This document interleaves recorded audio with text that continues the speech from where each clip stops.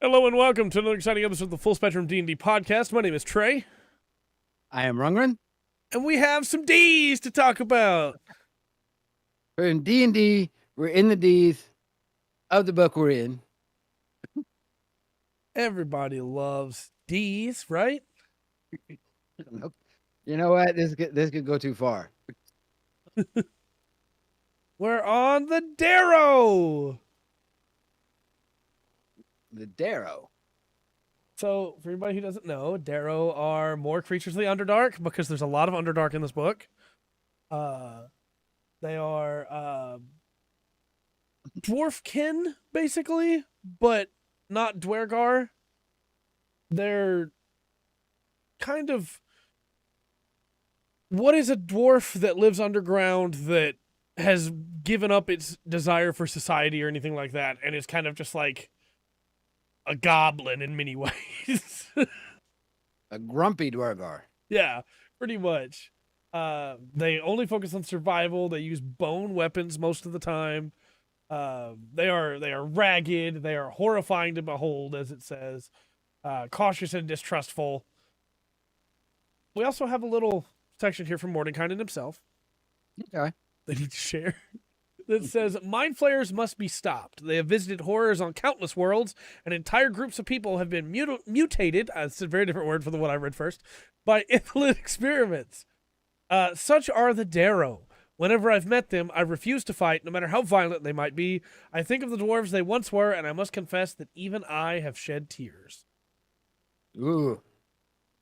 That's rough. Yeah. It's kind of like a whole race of golems. Pretty much, yeah. Yeah. These are aberrations. So they're straight up. They're not an owl. They're aberration. Right. They are no longer anything from this world. They have been changed. AC's 13. Hit points 13. Speed's 30. Challenge rating is 1/4, quarter. Okay. But not too bad. There are 2 stat blocks for these, though. This is just the basic Derro. Oh. They have dark vision to 120 feet. They speak Dwarvish and Undercommon. They have magic resistance, so just like every week, I will specify this the first time and never again. They have advantage on saving throws against spells and other magical effects. They have sunlight sensitivity. While in sunlight, they have disadvantage on attack rolls, as well as on wisdom perception checks that rely on sight. And they have 2 weapons, a hook spear, which is the melee weapon, +2 to hit, reach 5 feet, single target, 1d6 piercing. And if the target's medium or smaller, the Derro can choose to deal no damage but knock it prone. That's tough. Very good at that level. And then a light crossbow, which is ranged, +4 to hit, range 83-20, single target, 1d8 +2 piercing. Okay. That's an interesting little monster. I mean, you want to have a couple levels in when you go into the Underdark anyway. Yeah. Usually. And these are good low level. Not only you have conflict with them, they can also be allies. Absolutely. What does it look like? It's like a gray dwarf with like pocked skin. Huh. All right. Like a Dwergar, but been affected by illithids. And then the Derro Savant is the second stat sheet. This is a CR3 creature. This one's a caster. Okay. AC is still just 13. But the hit points is 36. Speed's 30. They still have the same dark vision, same languages. They have magic resistance. They have sunlight sensitivity. But they have a quarterstaff attack, which, very funnily to me, has a +1 to hit. Because they're casters. Right. It's there. Reach 5 foot, single target. 1d6 -1 bludgeoning damage. The name kind of cracks me up because it sounds like an insult you would call someone, Yeah. somebody who's being like trying to be smart and then pull it off. Yeah. Like, yeah, you're a Dwarl savant, man. That's right. Like bar fight started with that. The melee is laughable, right? But the spellcasting is really good. They have chromatic beam. Okay. Where they launch a brilliant beam of magical energy in a 5 foot wide line that is 60 feet long. Each creature in the line must make a DC 12 dex saving throw, taking 66 radiant damage on a failed save, or half as much on a successful one. They can just do that. That's not a recharge. They can just do that. What a jerk monster. Right? And it's radiant in the Underdark. Oh. Like, this thing's really strong where it exists, you know? Yeah. It also has, like, basic spellcasting. Charisma is the mod, and it's got a DC of 12 for the spell save. At will, it can cast Mage Hand, Message, and Prestidigitation. And then once a day each, it can use Invisibility, Sleep, and Spider Climb. So you got stuff just to play around with before you start blasting people with rainbows. Mm-hmm. This is a fun monster to roll around with, because I could very easily see a situation where you have to fight against one of these, or you fight against some regular Derro, and then you wind up teaming up with one of these. Maybe you can do maybe the Duero and the Durgar are having issues. Yeah. I also really love that the Derro Savant is just like, it's just like a grumpy old dwarf with a staff, but he's also like a Derro, so he's all like pockmarked and gray. It's nice. Yeah, sleep is pretty great. What? Yeah. Sleep is very stout at low levels. Yeah. Because a lot of times you can just take a couple of the group out of the fight. Right. Or at least one. If you drop one with a sleep spell, somebody's gonna have to take an action to wake the person up. Yeah. Yeah. And as from the player perspective, works really well. Sleep is very powerful. A lot of smaller monsters. I still can't get over. I'm still laughing. I still like the 60-foot long blast with rainbow that has 66 radiant damage. It's so good. It's so good. Oh, this is probably my favorite monster of the episode so far. I know we're only 2 in, but yeah, it's pretty great. I like that. Next up is the Devourer. This thing's not quite as fun. Yeah. This is an abomination, a large undead unleashed by Orcus upon the world. Okay. They're mummy-like undead that wandered the plains, consuming souls and spreading Orcus' creed, replacing all life with everlasting death. Yeah. These things, go ahead, sorry. I was just going to say, as you do. Yeah. Oh, you're right. I didn't change the name. Thank you. I'm not used to doing that when we're on this show, but because we have the screen space. Because for anybody who's like, well, why didn't you make the Discord call as big as the regular video? Because if I do that, then the black borders around the Discord call become much bigger. So there we go. There we go. Yeah, so this thing is a CR 13. AC 16 natural armor, 189 hit points.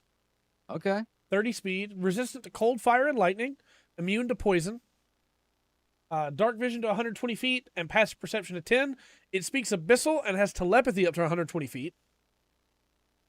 Okay. It has oh, sorry, go ahead.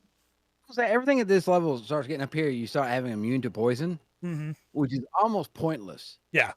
Because players are not going to be casting stuff with poison in it. Yeah. At that level. I'm not relying on acid splash at this point.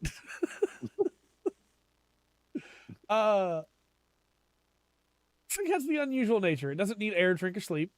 It's a multi-attack. Okay. 2 claw attacks. It can use either Imprisoned Soul or Soul Rend if available. We can get to those. The claw is a +10 to hit. Reach 5 foot. Single target. 2d6 + 5 slashing plus 6d6 necrotic. Oh. And it can do 2 of those a turn. That's rough. That's very strong. And it needs that necrotic damage for the way that Imprisoned Soul works. The Devourer chooses a living humanoid with 0 hit points that it can see within 30 feet of it. That creature is teleported inside the Devourer's ribcage and imprisoned there. While imprisoned in this way, the creature is restrained and has a disadvantage on death saving throws.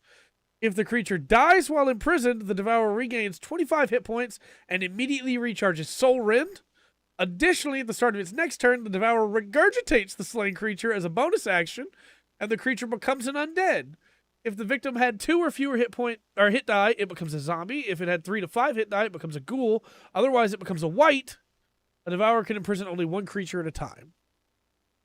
That's rough. Yep. Hmm. Yep.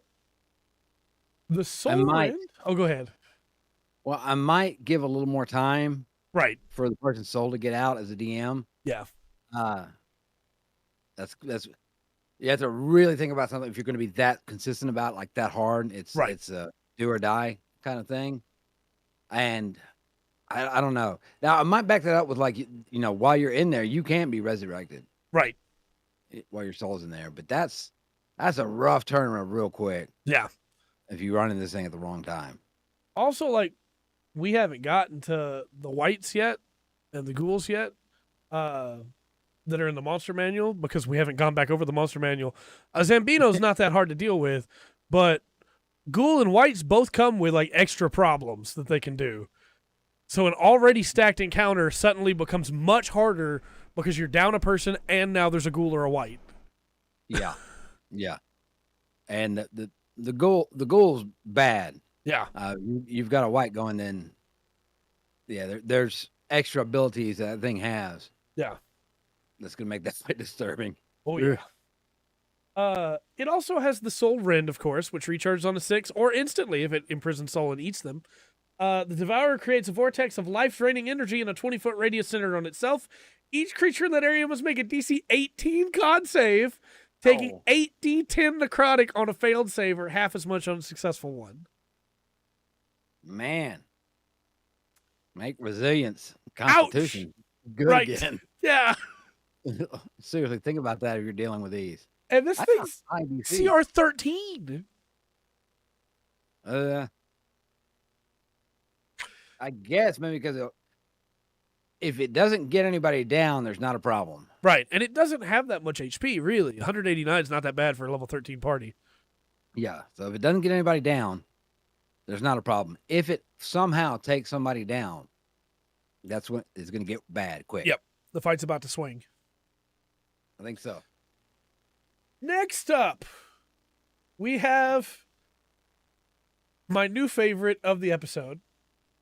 Okay. I've been so excited to get to this. It's the Durgaloth. All right. It's a kind of Yugoloth. Especially, yeah, whites are fun. Yeah. Durgaloths rush into battle like whirlwinds of destruction, lashing out with 5 sets of claws that extend from their squat barrel-shaped bodies. These things are great. They are basically just brutes. They don't have any cunning to them. They just go in and destroy stuff. Yeah. And I have a snippet here from Mordenkainen who says, a Durgaloth's head doesn't turn along with its furiously spinning torso, and its torso can spin a different direction from its dancing legs. I'd like to vivisect one at some point and find out how this can be. Yep. Sounds about right. Why I love Durgaloth so much? What does that say? Because somebody went, hey, what if a Yugoloth could whirling dervish? And they made a Durgaloth. Yeah. And what if it looked like a barrel? Yeah, why not? So it is a 3-legged bug with a barrel body with a bug head and 5 claws coming out. CR7. Okay. 15 AC, 119 hit points, speed of 30. Okay. Resistant to cold, fire, lightning, bludgeoning, piercing, and slashing from non-magical, because it's a fiend. Yeah. Immune to acid and poison, of course. Blind sight to 60, dark vision to 60. It speaks abyssal and infernal and has telepathy to 60. Magic resistance, and it has multi-attack.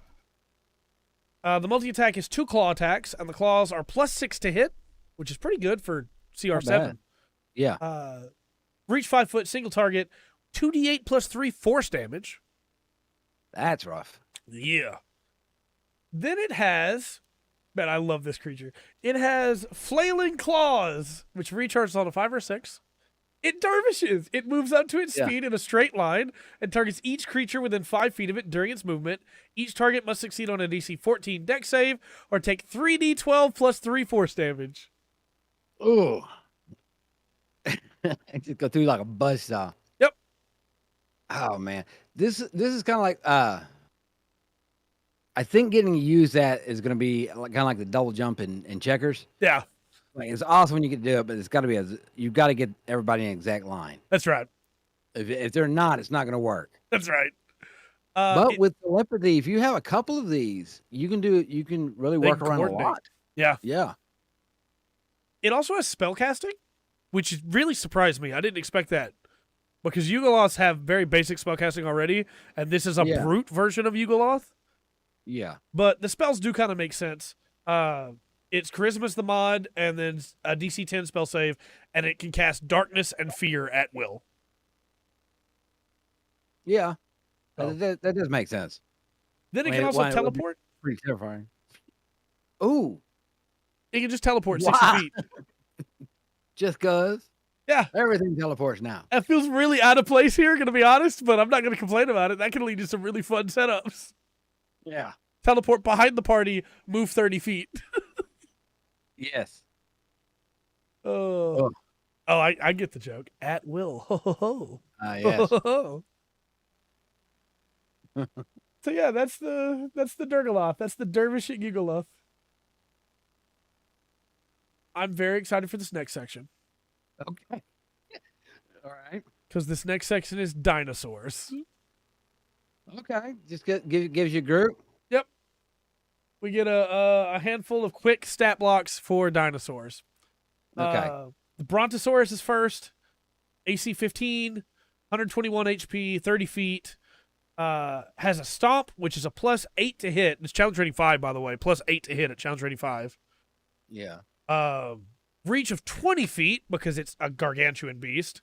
Single target, 5d8 +5 bludgeoning, and the target must succeed on DC 14 strength save or be knocked prone. Goodness. And then the tail is a +8 to hit, reach 20 feet, single target, 68 +5 bludgeoning. 6d8 +5. Wow, that's pretty. It's not bad. Now, this is a stout creature.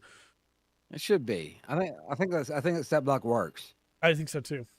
For the Brontosaurus. Next up is the Deinonychus. And okay. I mean, every child was a dinosaur nerd at some point, right? So this is just making me so happy.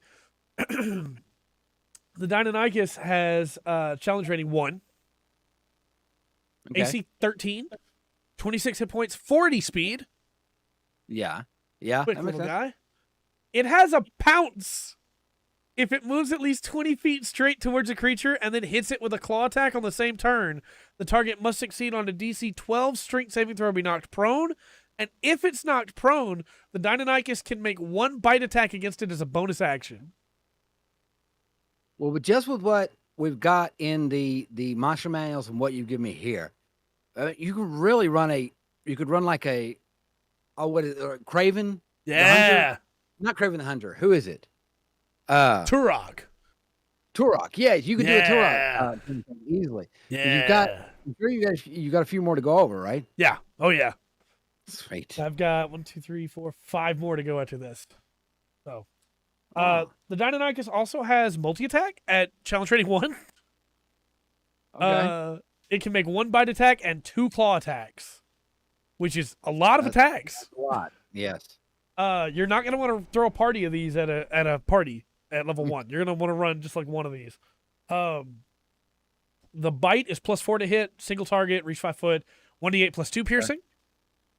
Okay. And the claw is +4, reach 5 foot, single target, 1d8 +2 slashing, and you get 2 of those claws in 1 bite. So a couple rounds, it can really do some damage to somebody. Yeah, it's pretty great. If it locks on. Oh, I'm liking it so far. Next up is the Dimetrodon. Dimetrodon? Yeah, this is the sail-backed one. Okay, yes. It is a CR quarter, 12 AC, 19 HP, 30 foot walk, 20 foot swim. Okay. And it has a single attack, which is a bite, +4 to hit, reach 5 foot, single target, 2d6 +2 piercing. 2d6 +2. Okay. Solid creature to run into at level 1. It is. This would be an easy campaign to run too. Yeah. Low level. You get a lot of options to be able to throw out there, and each battle is a hunt against a different monster to be able to bring back parts and food. Yeah. Next up is the Hadrosaurus, which is the bony head crest herbivore. Okay. It's challenge rating quarter, armor class 11.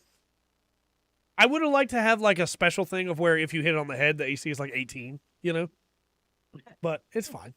Hit points to raise AC with call shots anyway. That's right. That's true. That's true. So. Hit points 19, speed of 40. That's fast. And all it has attack wise is a tail, which is a +4 to hit, reach 5 foot, single target, 1d10 +2 bludgeoning. But it is a herbivore, so it makes sense that it's a little more. Yeah. Might be fun to have to chase down a pack of these. Yeah. Next up is the Quetzalcoatlus. I'm sorry, Quetzalcoatlus. Be careful. I always confuse it between that and Quetzalcoatl, which is a different thing. But the Quetzalcoatlus. One's a guy, one's a dinosaur. Right. This is a relative of Pteranodon with a wingspan exceeding 30 feet. It can walk with a walking speed of 10 foot, but has a flying speed of 80. Golly. And it's only CR2, but it's got some really cool stuff. 13 AC, 30 hit points. It has a flyby ability, which means, of course, it doesn't provoke opportunity attacks when it flies out of enemy's reach. Which is very strong for an enemy monster to have. Normally, that's for like small creatures. Action-wise, it just has the bite, but the bite is +4 to hit, reach of 10 feet, single target, 3d6 +2 piercing, and if it flew at least 30 feet towards the target immediately before the hit, the target takes an extra 3d6 piercing. So it turns into 66 piercing, 66 +2. Man. That's enough to one-shot character if you're not careful. Yep. Man, I think it's so wrong. Very interesting. I like the flying dinosaur. I like the guy they went with that one. I do too. The Pterodon, there are a few. Yeah, 2 more dinosaurs for you. Because I miscounted before. The Stegosaurus. Everybody knows Stegosaurus. Yes. Challenge rating 4, because of course it is. AC 13, which seems a little low to me actually, but AC 13. 76 hit points at challenge rating 4. Thing's stout. It's not hard to hit. Yeah. Takes a lot of them. Speed of 40 still. Man, these things are fast. Yeah. Put that in perspective for anybody who's like, why does that matter so much? A cheetah is still only speed 30 in D&D. All it has is a tail swing, which is +7 to hit, reach 10 feet, single target, 66 +5 piercing. That's quite a shot. Pretty strong. And then finally for our dinosaurs tonight, we have Velociraptor, of course, my favorite dinosaur. Okay. Challenge rating 1/4. These things are meant to roll in a pack, right? Right. Now shoot that, and the Velociraptor from Jurassic Park is not a Velociraptor. Right. They're the size of chickens. That's right. Actual chickens, not glitch chickens. Yeah, the one in Jurassic Park is actually an Oviraptor, and they just don't know what they're doing. But AC 13, hit points 10, speed 30. I think AC should be higher. I think so too, because they are tiny beasts. Yeah. They should be harder to hit. However, they do have pack tactics.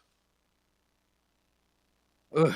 So, they have advantage on attack rolls against a creature if at least one other of the Velociraptor's allies within 5 feet of the creature and the ally is incapacitated. They also have a passive perception of 13. Okay. Means they're going to find you at that low level. They have multi-attack at challenge rating 1/4. I think this is the only challenge rating 1/4 monster that has multi-attack. That's rough. They make 1 bite attack and 1 claw attack. And the bite is +4 to hit, reach 5 foot, single target, 1d6 +2 piercing. And the claw is +4 to hit, reach 5 foot, single target, 1d4 +2 slashing. Man. Imagine you got 5 of these things giving each other advantage. Surrounding somebody. But then again, this book, this is a good setup because across those, and they are chicken sized. Yep, they're tiny. Yeah, they. You have good dinosaurs for your group to hunt to go up through levels. Yep. And those are just a constant threat. That's right. You always have those. Yeah, you got to be careful. If they find you, they're going to hurt you. And for anybody who's like, well, I want a big Velociraptor fight, you have it. It's called the Deinonychus. And it has multi-attack too, don't forget. I'll have to double check the other monster manual, but I think what we've gone through with those dinosaurs and what's in the other monster manual, you will have a blueprint for what any other dinosaur you want to bring in. I think so too, because the regular monster manual I know has T-Rexes. And I'm pretty sure it has some aquatic dinosaurs too. I think it has one aquatic dinosaur, which means that between that and what you got here, and one flying, I think. So then you have everything covered. You have extras for all of it. So if you're going Allosaurus, you make it a little bit smaller than T-Rex. Yeah. Between what is it? The Brontosaurus in this book, a couple of stat changes, you got a Diplodocus. That's right. So pretty good setup. And so far in this book, I don't know if it's essential or not, but we've had really good groupings of monsters. Yeah, I think so too. Well, as we move away from dinosaurs, we go to kind of a weird change from dinosaurs as we get to. I'm gonna save this for after the ad then, because this is a good reveal that after dinosaurs we get this. Okay. Where was our warning, Nightbot? Didn't give you no warning. At 32? Yeah, right around 32. Oh, thanks. Thanks, Nightbot. Yeah. Oh, Nightbot, man. You just look, buddy. I know you're just doing your best, but oh boy. Oh. Guy's awesome. No, you want an ice cream? I think you couldn't make that up, right? You couldn't have made that up. Oh, okay. I think the ad should be over by now. Right. So, following dinosaurs, we get dolphins. Okay. All right. The fish or the mammal? This is the medium beast. So I would say, I guess it doesn't specify, but I'd say it's the porpoise. It doesn't look like a boat oar. No. Okay. For Make What Up, I was talking about how Nightbot immediately said that it was an ad after the ad had started. Yeah. So yeah, this is a dolphin. It's just a regular dolphin. It's found in the oceans and the elemental plane of water. And then for some reason they mentioned that dolphins are befriended by druids and rangers.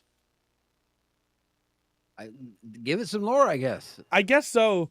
And many tales speak of dolphins that appeared out of nowhere to protect swimmers from sharks and other aquatic predators. They don't mention how dolphins also murder people in Balan Wonderworld. I feel like that's a mistake. They need to add that in there. Wizards.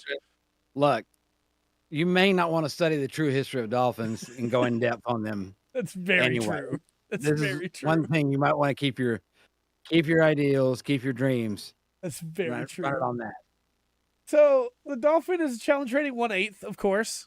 Armor class is just 12 because it's just a dolphin, man. 11 hit points, 0 foot walking speed, but 60 foot swim speed. Yeah. They have a blind side to 60 feet and a patch position of 13, which is kind of cool. Then, of course, they can hold their breath for 20 minutes. Okay. And it has a slam attack, +4 to hit, reach 5 foot, single target, 1d6 plus 2 bludgeoning, and if it moves at least 30 feet, it gets to do an additional 1d6 bludgeoning. So not really something set up to fight. Right. Because that's not doing a lot of damage. Of course, if you got 8 of them, that's going to add up real quick. I also feel like they only added this because of the new monster called the Dolphin Delighter. Okay. The Dolphin Delighter is a dolphin from the Feywild. Don't Google that. Right. They can telepathically sing sea shanties. They leap and teleport through the luminous waters of the Fey and the material plane, and they're faithful allies to any who battle the forces of gloom and brutality under the waters. Dolphin Delighters often accompany groups of sea elves, tritons, and turtles as guardians and friends. we've got some stuff. I don't know if 5e is really set up to give a good underwater campaign. I don't think it is, but this would be a sick ranger creature. Yeah, I mean, it's a good addition. Both of those are good additions to go along with, we do, like I said, Tritons. We have sea elves now. Dolphin Delighter, the Deep. Name is Deep. So I do have a stat block for this thing, and it does have some pretty cool abilities, actually. Okay. CR3. Armor class is 14. Hit points are 27. 0 walking, of course, but 60-foot swim speed. It has blindside, of course, but it can speak Aquan and has telepathy up to 120 feet. Okay. It can hold its breath for only 20 minutes, even though it's a special Fey version of a dolphin. So it's the same as a regular dolphin in that regard. It has Dazzling Slam as its attack, and it can do 2 of those with multi-attack. +4 to hit, reach 5 foot, single target. 1d6 plus 2 bludgeoning, plus 2d6 psychic damage, and the target is blinded until the start of the dolphin's next turn. Ooh. Then it has some bonus actions. Oh, okay. Called Delightful Light, which recharges on a 5 and a 6. The dolphin magically emanates light in a 10-foot radius for a moment. The dolphin and each creature of its choice in that light gain 2d10 temporary hit points. Okay. Again, this would be a great ranger creature. Yeah. And then Fey Leap. It teleports up to 30 feet to an unoccupied space it can see. Immediately before teleporting, the dolphin can choose one creature within 5 feet of it. That creature can teleport with the dolphin, appearing in an unoccupied space within 5 feet of the dolphin's destination space. This sounds like maybe oppose it first. It sounds like something you'd more want to ally with. Yeah. One of these things comes to help you save a pod of dolphins from something. Yeah, this is a cool creature. A Dolphin Delighter. And for anybody asking what it looks like a dolphin, but with purple runes on it. That's what they went with. It's a dolphin that's played. It's a dolphin that's going mage in Fable. Yeah, that's right. That's right. Gotcha. So next up, we have an interesting creature. It's another fiend. We have a Dragloth. All right. And this is another demon created by an elf priestess of Loth, where they infused their essence as in the creator, and a Glabrezu. Okay. It doesn't succeed very often, normally results in both of their deaths, but Loth's faithful consider it worth the risk as the resulting creature is gifted with innate magic and physical might. It usually serves the creator, lending its thirst for destruction to the creator's plans to triumph over rivals. This is a big spider on 2 legs, basically. It's like a spider werewolf. It's got 4 arms, 2 legs, and then it's like hunched over and it has the silver web hair. That's strange. Yeah, it's really weird. I don't know. It seems to me, and maybe it's because of the more of the lore than what they actually put out, but it seems like the Abyss and the Infernal Realms, they're covered. Yeah. I mean, they had a whole thing not too long ago. Right. You also could use this in the Underdark, which makes it really interesting how much of this book seems to be committed to the Underdark. Yeah. And I feel like we had a good number of Underdark monsters already before this book. But I guess where the Underdark shines is that you can use the Underdark anywhere, basically. So like anything from the Underdark you could use as like, hey, there's a cult that was doing a ritual here, and fair. I think so. It's a weird creature. It's CR7, AC 15, 123 hit points, speed of 30. Pretty average for CR7, you know? A little low on AC, honestly, for CR7, but I'm not going to complain about that from all the stuff that it can do. It's resistant to cold, fire, lightning, and immune to poison. It has dark vision up to 120 feet. It knows Abyssal, Elvish, and Undercommon. It has Fey ancestry, so it has advantage on saving throws against being charmed, and magic can't put it to sleep. Then it has a multi-attack, where it can do 1 bite attack and 2 claw attacks. Man. So that's been popping up more and more often in this book. Bite is +8 to hit, reach 5 feet, single target. 2d10 +5 piercing. Okay. Pretty stout. Not bad. Then it gets to do 2 of the claw attacks, which are +8 to hit, reach 10 feet, single target. 2d10 +5 slashing. That's a lot of cutting. It's theoretically putting out 48 damage a turn. Yeah. On average, to a single target, if it's only hitting one each time. Then it has spellcasting. Because it's also partly Priest of Loth, right? So Charisma is the mod. 11 is the spell save DC. At will, Dancing Lights, and Darkness. And once a day each, Confusion and Fairy Fire. This thing can give itself advantage. Yeah. To hit you more. If you got a creature with Fairy Fire, usually that's meant to be run with something else. Right. So it gives a more of a, because if you just have a single creature and you're spending that action or bonus action, cast Fairy Fire, you're not, I mean, you are benefiting yourself. Right. But because you're going to give that creature advantage, but you really want to have some other things. You really want to give a group that advantage.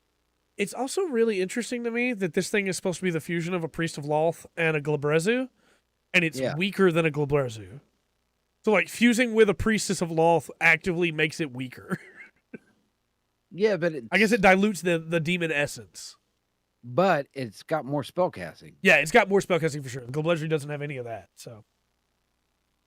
It's interesting. Yeah. All right. You ready to talk more Underdark? Yeah, it really some more. Okay. Because now we're on to some Drow. Oh. Okay. The Underdark creature. Okay. We've been talking about Loth a lot, right? Let's talk about the Drow Arachnomancer. Arachnomancer. This is a spider caster. Yeah. That was the name. I'm just wondering, how is this going to be separated? You know, how do you separate this out? Where does this fall? You know, because you got the priestess of Loth already. Yeah. There's stuff there already. I'm not sure about this. So go ahead. These are not. It's weird because it's the same breakdown that happens with Magic with like Coralon, right, or Palandru, depending on your canon, which pantheon you're going with, because it's the god of magic. Are you a cleric that follows the god side, or are you a wizard that follows the magic side? And that's what they're doing here with Loth. It's you have the priestess that follow the god side, and you have the arachnomancers that follow the magic side. They just want the spider casting. They don't want the god part of it. All right. All the power, none of the rules. I see. Right. Yeah, it's the warlock. So I'll tell you as well, there's a bunch of Drow stuff to come. So if you don't like Drow, I'm sorry. But CR 13, this thing's pretty stout. It's got a lot of stuff going on. Armor class of 15, 162 hit points, 30-foot walking speed, 30-foot climbing speed. Resistant to poison, of course. Yeah. Blind sight, 10 feet. Dark vision, 120 feet. Okay. And then I love this languages blurb here. It's Elvish Undercommon, can speak with spiders. Fair enough. It has Fey ancestry. It has spider climb. It can climb on difficult surfaces. It has sunlight sensitivity, and it has web walker. It ignores movement restrictions caused by webbing. It has multi-attack, makes 3 attacks using a bite, poisonous touch, web, or a combination of the 3. One attack can be replaced by use of spellcasting. Okay. The bite is only in its spider form, which we're going to get into in bonus actions. This thing's got a lot going on. I already told you. The bite is a +8 to hit, reach 5 foot, single target, 2d8 +3 piercing. And the target must make a DC 15 con save, taking 7d8 poison damage on a failed save, or half as much on a successful one. If the poison damage reduces the target to 0 hit points, the target is stable but poisoned for an hour, even after regaining hit points, and is paralyzed while poisoned in this way. Oh. It's Mirkwood, right? It's what happens to the hobbits, or to the dwarves. Yeah. In the humanoid form, right? In the humanoid form, it has a poisonous touch, +8 to hit, reach 5 foot, single target, 10d6 poison damage. Oi. And then in the spider form, it has the web, which is the ranged weapon attack, plus 8 to hit, range 30, 60, single target, and the target is restrained by webbing. As an action, the restrained target can make a DC 15 strength check, bursting the webbing on success. The webbing can also be attacked and destroyed, has AC of 10, 5 HP, vulnerability to fire damage, immunity to bludgeoning, poison, and psychic damage.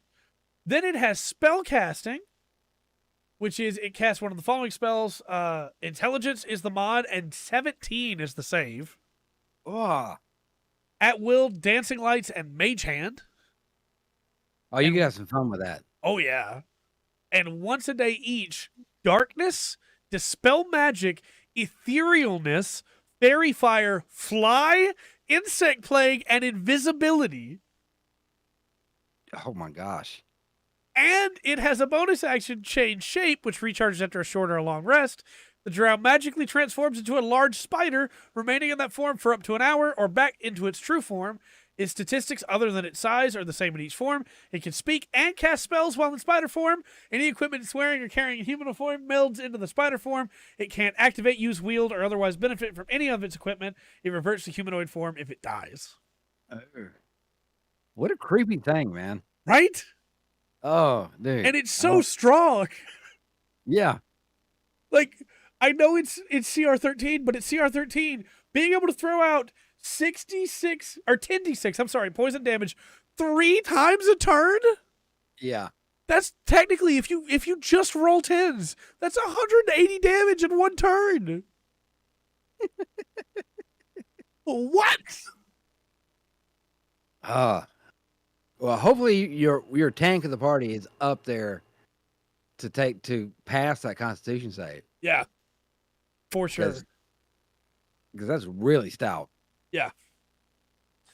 So that's the first drow. Next up, we have the drow favored consort. Oh. These are the consorts to the priestesses or to the matron mother. These are the good looking boys. And sometimes girls, I mean, do you. Yeah. These favored consorts have cunning as their main thing. They're spellcasters, they're fighters. They're good at basically everything. Jack of all trades, but master of none, right? CR 18. Okay. Because they're the favored consorts to the priestesses themselves, right? Yeah. Armor class is 15, but 18 with mage armor. 240 HP. Well, they're 18. CR 18. Speed of 30. Okay. These things are pretty stout. So they have Fey Ancestry and Sunlight Sensitivity, of course. They have a multi-attack for 3 Scimitar or Arcane Eruption attacks. And it can replace one of those a turn with spellcasting. Okay. It has a Scimitar, plus 11 to hit, reach 5 foot, single target, 1d6 plus 5 slashing, plus 68 poison. Ooh. But at CR 18, that's actually not that bad. No, that's true. At 18. It's good, but you're probably going to be running one of these with a Priestess of Lolth. Yeah. It's got me really thinking about what we have. I had to look between the two books and see what the Underdark setup is for the Drow. Yeah. More than likely. Well, their charisma is 18, so just throwing that out there. They also have a plus 10 on their charisma saving throws, so, they also have the Arcane Eruption range spell attack, plus 10 to hit, range 120 feet, single target, 8d8 force damage, and the drow can push the target up to 10 feet away if it's a large or smaller creature. That could lead to some problems. Oh, yeah. Then it has its spell casting. It's intelligence as the mod and 18 as the save. Okay. At will, dancing lights, mage armor, mage hand, and message. It can cast mage armor as an at will whenever it wants. That's a quick bump. Yep. 3 times a day each, it can cast Dimension Door, Fireball, and Invisibility. This thing can cast Fireball. Wow. Yeah. And then once a day, once a day each, it can cast Darkness, Fairy Fire, and Levitate, but Levitate only on itself. It can't levitate a Priestess of Lolth. Okay. And then it has a reaction 3 times a day called Protective Shield. When the drow or a creature within 10 feet of it is hit by an attack roll, the drow gives the target a +5 bonus to its AC until the start of the drow's next turn, which can cause the triggering attack roll to miss. Obviously, again, you're going to run this with a Matron Mother or with a Priestess of Lolth, and it's going to be defending them, you know? Yes. I'd say, I get why they look wildly overpowered, because they are very strong, but this is, at level 18, your Barbarian is going to be able to throw out close to 100 damage a round. yeah. So you really need all this stuff to be able to, because, look, you get a Sword Clock that twins their Eldritch Blast. Yeah. They'll start picking stuff off. Yeah. You get a fighter that runs in and uses Action Surge and hits for like 7 or 6 times in a round and is doing like 30 damage each time, you know? Yeah, good rolls throwing up on a caster. Yeah. Could yeah. And crits are going to just make it that much worse. Oh, for sure. I do agree. The 180 damage in a round is rough, but that's if you rolled 10s on all of those dice. Yeah. That's statistically. Yeah, but it can happen. You're not. But if you've got a fighter on one side of this thing and like a frenzy barb on the other, yeah, that's not going to be very many rounds. Right. That's 3 rounds to probably. Yeah. Fairly. 3 no, rounds. I agree. They can put out that much damage easily. And I think that's the thing that a lot of people forget too when they look at monsters is a lot of the monsters we've been dealing with before the most recent books have been wildly underpowered, and you get to a section where the players are like 15 to 18 and you don't really have anything you can throw against them. Yeah, because you're going to get a barbarian with haste, a wizard holding haste on one barbarian. If you got 2 casters in the group and you've got a hasted barbarian and a slowed monster, yep, it is mutilation. Yeah, I've seen it. Yeah, it's disturbing. Well, I remember that mage that you threw up against my fighter, or the mage you threw against the party. Let's clarify: the mage you threw against the party that my fighter got to go first and killed before the mage ever had a turn, before anybody else in the fight had a turn. Yeah. And that was a good encounter setup. It just, hey, I hit it a bunch. Yes. And hit it hard. Me throwing an enemy that can just one shot if it rolls good.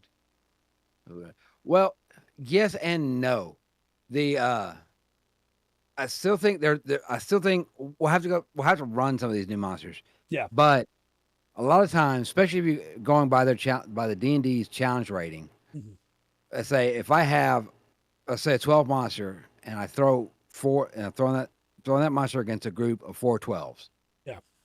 Depending on that setup, that monster is going to get hit a lot. Oh yeah. So it's got to be, and it's only depending on the action economy. It's not going to have many turns to go. Right. So it needs to be able to do a lot of damage, putting it out. Well, and let's not forget either about stuff like Sentinel that stop it from moving. Stuff like Stunning Strike that will make it skip a turn. What's it called? The Intercept, the Battlemaster ability where you can intercept and hey, now you do this much less to hit. Mage armor, shield, all those things. Yeah, there's a lot of stuff going on. Yeah, it really depends, and that's where it comes down to your DM looking at your party composition and tuning the encounter around that.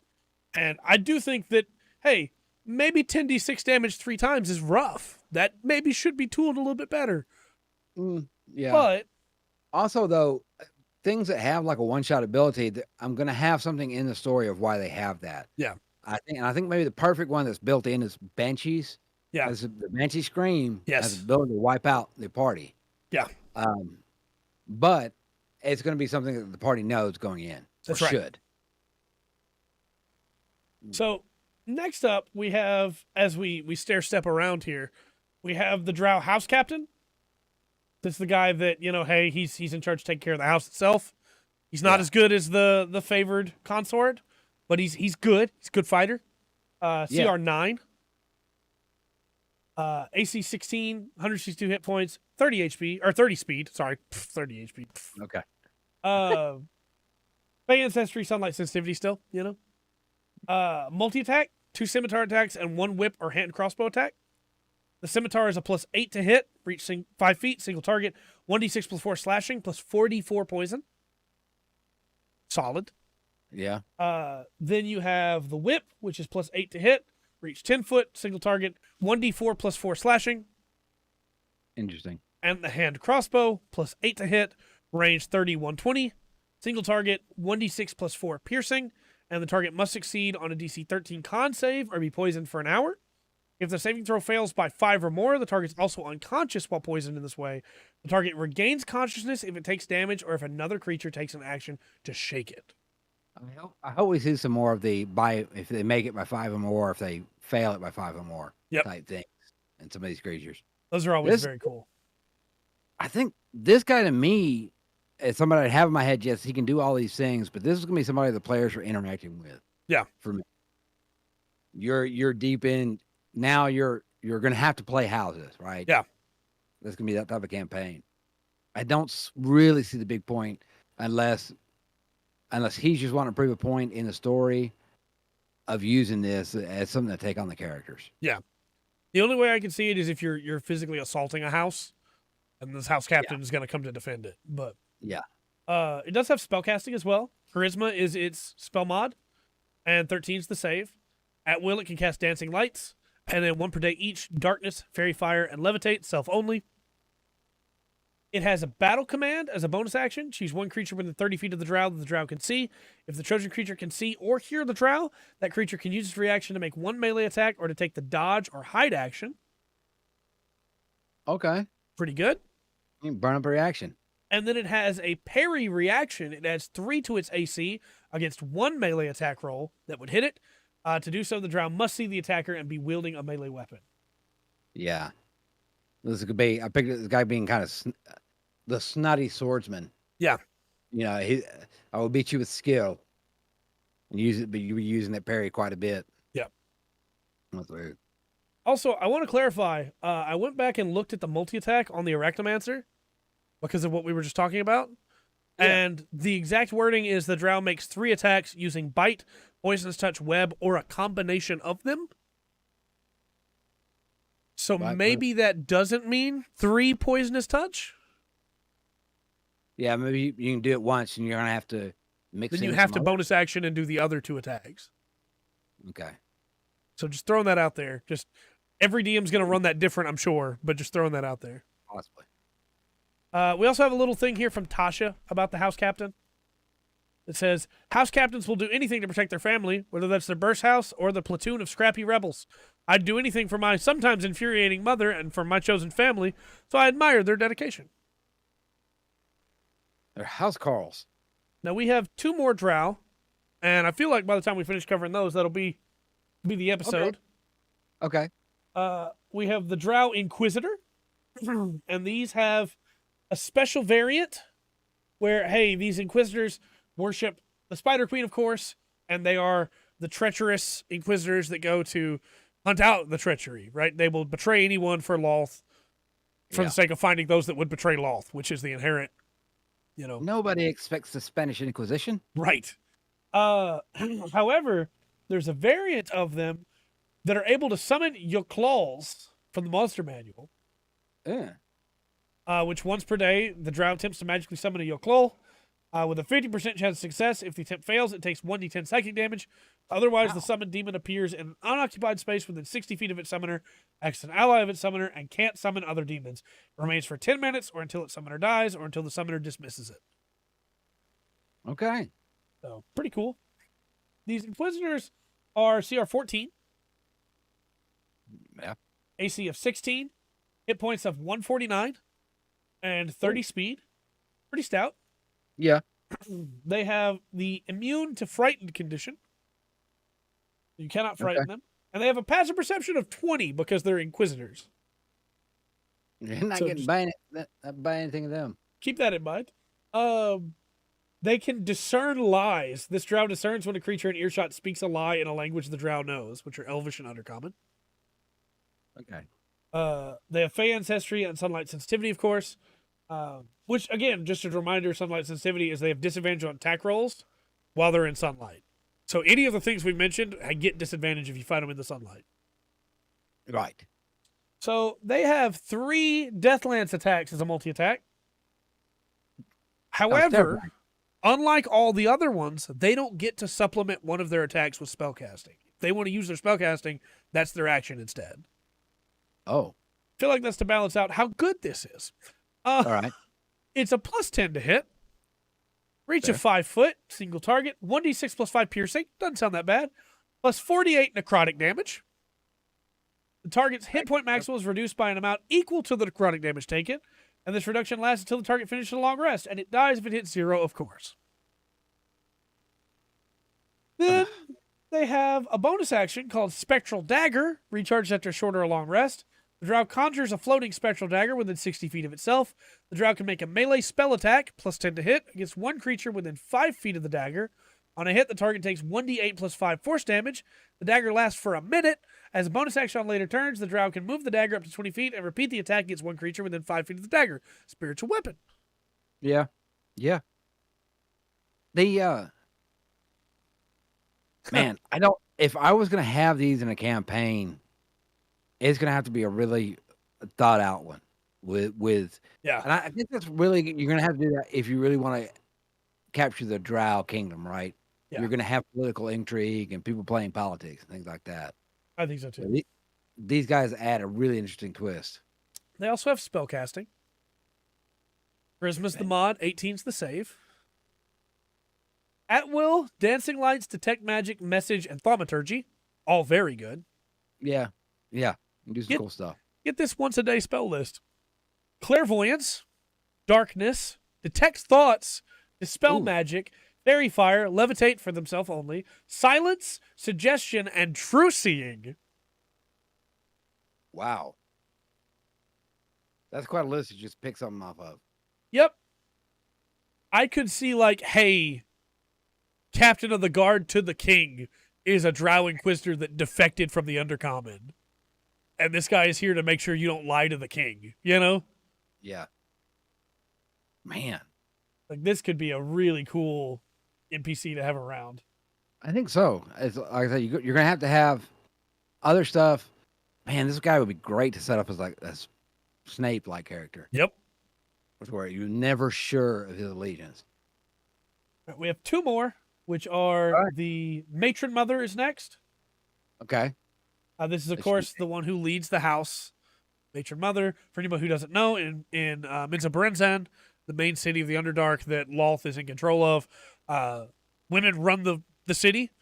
The Matron Mothers are in charge of the houses, and they choose who they want, and everybody else is stuck with it. The priestesses are all female as well.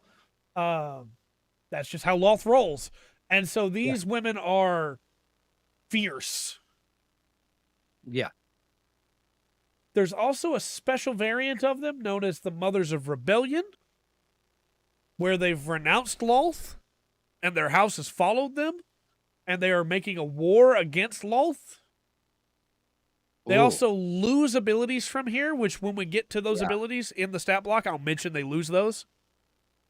But they're still very formidable even if they lose those. So it's actually a really cool thing to have a section here that goes, hey, also, if you want to run them as like rogues, you can. They just lose this stuff. So these are CR20. This is the big boss, right? Yeah. AC 17, hit points 247, speed of 30 feet. They have immunity to Charmed, Frightened, and Poisoned. They have Fey Ancestry. They have special equipment in which they wield a tentacle rod. For anybody who doesn't know, a tentacle rod is a rare magic item that ends in 3 rubbery tentacles, and they can use an action to direct each tentacle to attack a creature they can see within 15 feet of them. On a hit, it's a +9, and it deals 1d6 bludgeoning, and if they hit a target with all 3 tentacles, it must make a DC 15 con save. On a failure, their speed is halved. They have disadvantage on dexterity saving throws, and it can't use reactions for a minute. Moreover, on each of its turns, it can either take an action or a bonus action, but not both. At the end of each of its turns, it can repeat the saving throw, ending the effect on a success. Golly. You want to be a real jerk, tag team these out with Mind Flayers. Yep. That would be rough. Yep. But she does still have sunlight sensitivity, so just keep that in mind. She has multi-attack. She can make 2 demon staff attacks or 1 demon staff attack and 3 tentacle rod attacks. Yeah. You've already heard the tentacle rod, because I had to look that up through the magic items, special equipment link there.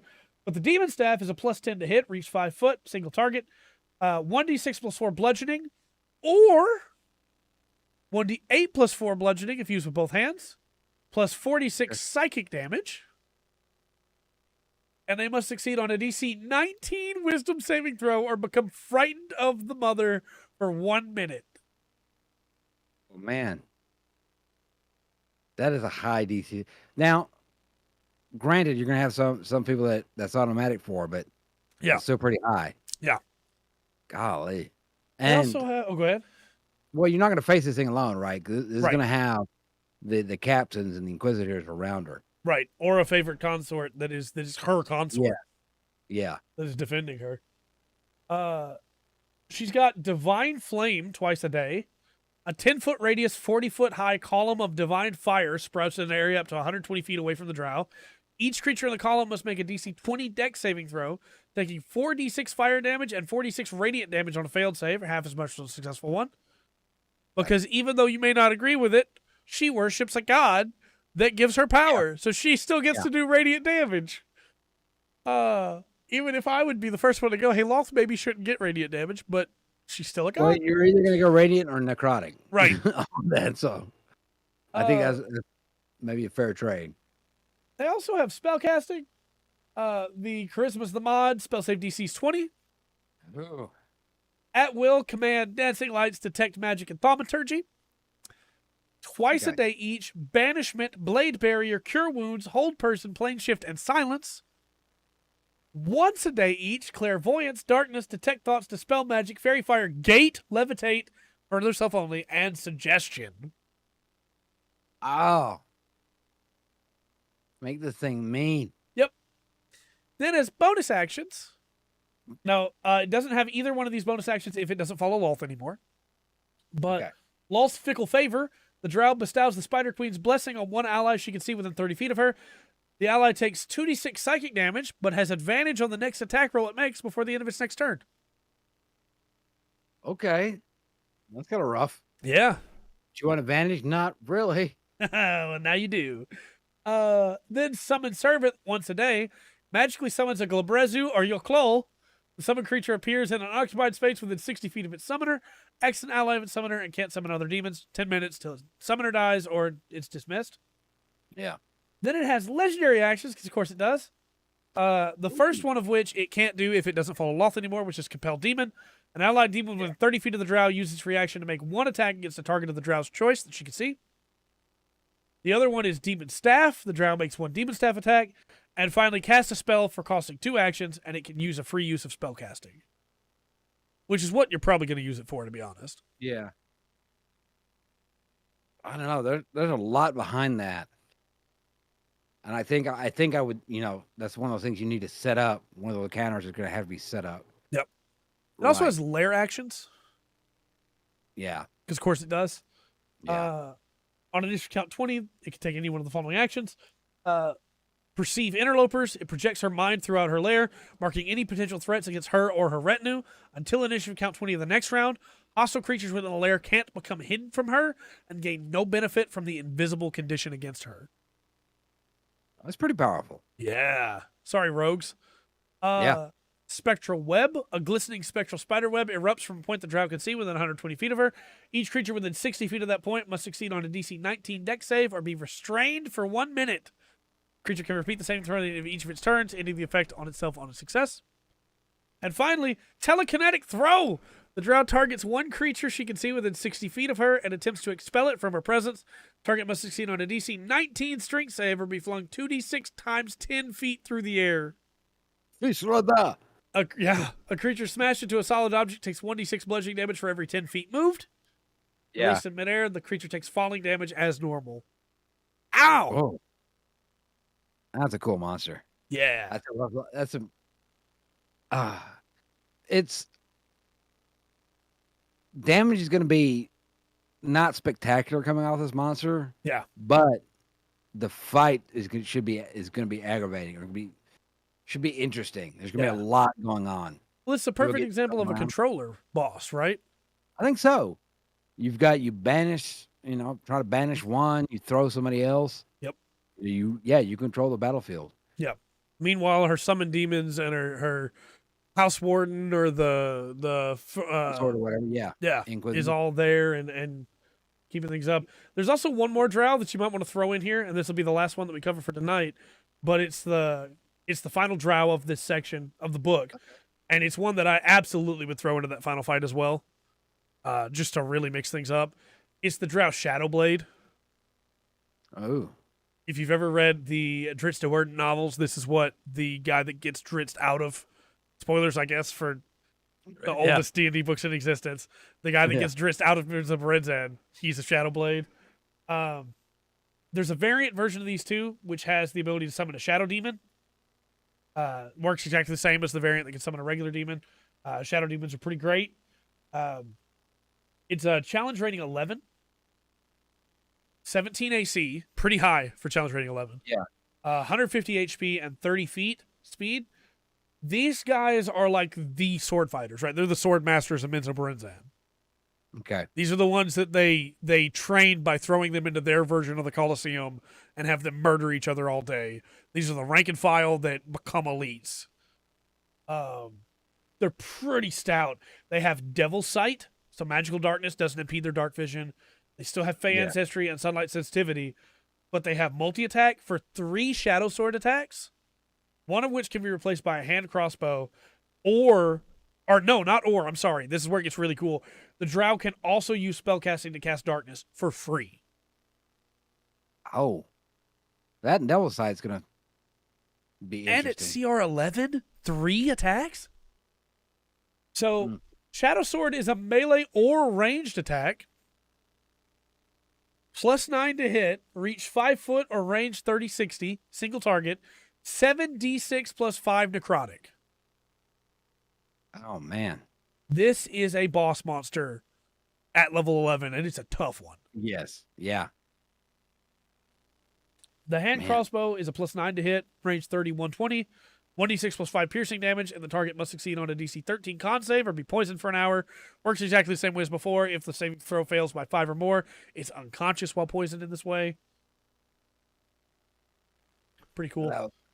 Insult to injury on that one. Yep. I thought we've got a good set of Drow, man. Between both books. Yeah, I think so too. This thing still has spellcasting too. Charisma is the mod, 13 is the save, Dancing Lights and Darkness is at wills, and then once per day, Fairy Fire and Levitate for itself. And then it can Shadow Step as a bonus action. While in dim light or darkness, it teleports along with any equipment it's wearing and carrying up to 60 feet to an unoccupied space it can see that is also in dim light or darkness. It then has advantage on the first melee attack it makes before the end of the turn. And what I love about this thing too is you can also just use this stat block for a vampire. Yeah. I think you could if you wanted to add something on to make the attack have some kind of regenerative property. Yep. Or he regenerates at the end of the round. Yep. And you got it covered.